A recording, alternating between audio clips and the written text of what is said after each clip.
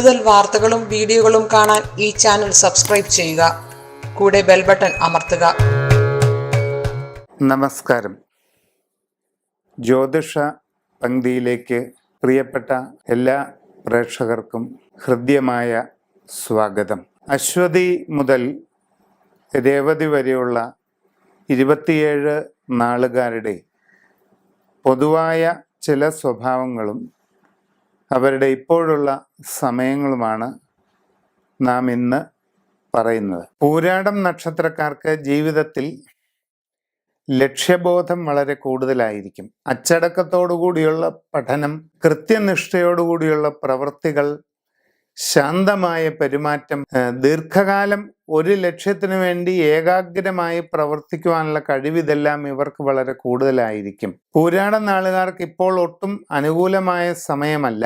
ജന്മരാശിയിലേക്ക് വ്യാഴവും ശനിയും ഒക്കെ എത്തിയിരിക്കുന്ന ഒരു ഘട്ടമാണ്. കാര്യതടസ്സങ്ങൾ അനുഭവപ്പെടാം. അപ്രതീക്ഷിതമായ ബുദ്ധിമുട്ടുകളോ പ്രയാസങ്ങളോ ഉണ്ടാകാം. തൊഴിൽ രംഗത്ത് വളരെ പ്രതികൂലമായ സാഹചര്യങ്ങൾ കാണുന്നു.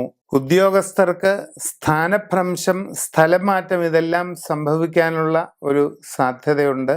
നിങ്ങളുടെ ജീവിതത്തിൽ പൊതുവെ പ്രതികൂലമായിട്ടുള്ള പല അനുഭവങ്ങളും സംഭവിച്ചേക്കാൻ സാധ്യതയുള്ള ഒരു സമയം തന്നെയാണിത്.